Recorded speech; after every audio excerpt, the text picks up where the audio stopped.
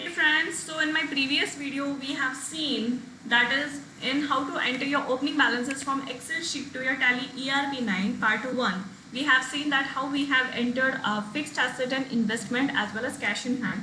So in part 2, that is in this video, we will see that how we have to enter other balances. Okay. Now I'm on bank account details. So in balance sheet you get a summarized balances of bank. Okay. But in schedule you are having all the bank details. Okay, so just we will enter it right now. Okay, so again go to accounts info ledger and in multiple go to create and select group as bank account. Okay, so first is corporation bank, enter the opening balance.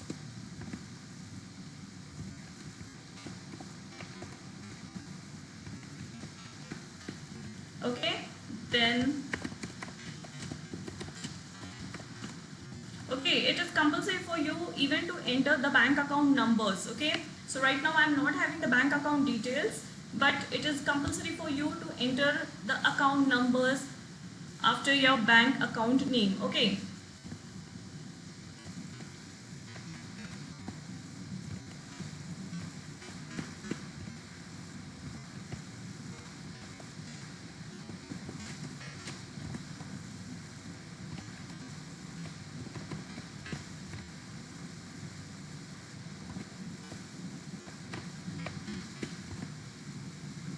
then another, as you can see that I am having almost 5 SBI accounts. So how I will bifurcate while making the entry? So it is compulsory for you to have a selection pattern for your banks to enter your bank account details. Okay, that is your account number. Okay.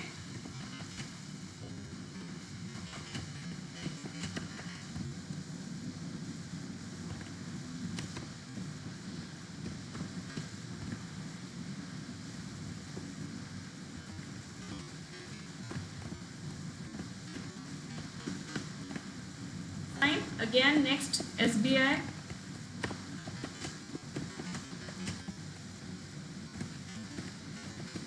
Okay. Be careful while entering the bank account details.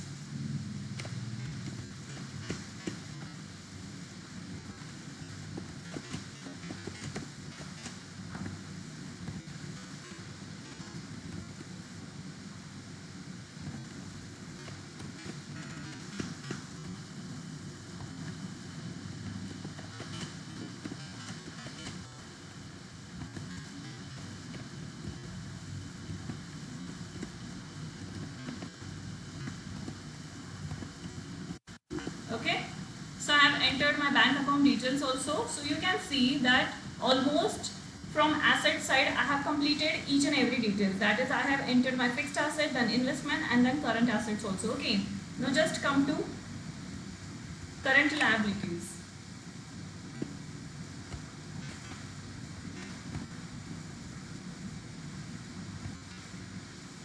Okay, now what is happening that for provisions you have to enter the detailed details about the provisions. Okay, now you can see that I am having provisions over here 58,427, but I'm not having a schedule for this provisions.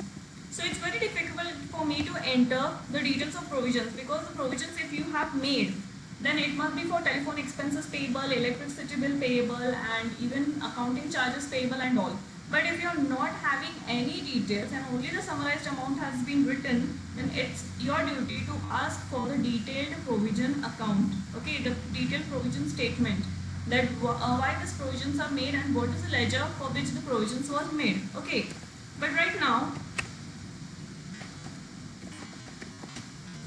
you just have to tally your opening balance sheet. So you can write just telephone, you can write about just the provision. Okay, no need to give details, but it's compulsory to give the details. Yeah, so after tallying your opening balance sheet, it's your duty first to ask for the detailed provisions. Okay,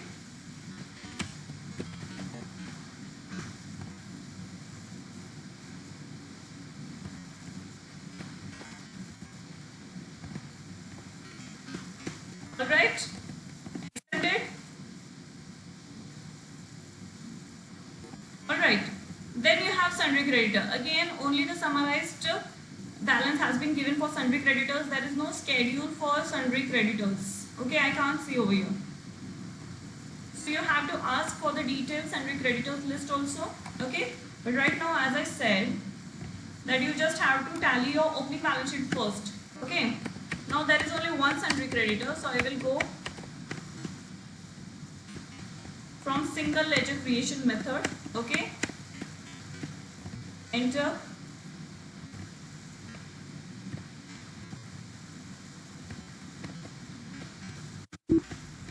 Alright,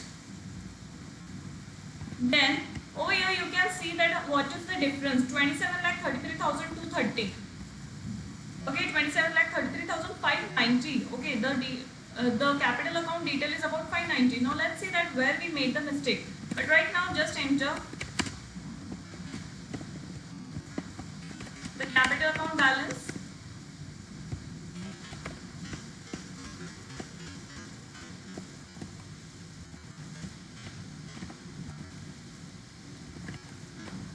For capital account, there is no need to give any details. Okay, you can see that I am having the capital account list also over here, the account also over here, but there is no need for you to enter the entire details about the capital account balances. Only writing one capital balance is enough. Okay, because that all details was for that particular financial year, like LIC, drawings and all. Okay, now we have to enter the new details in this current financial year.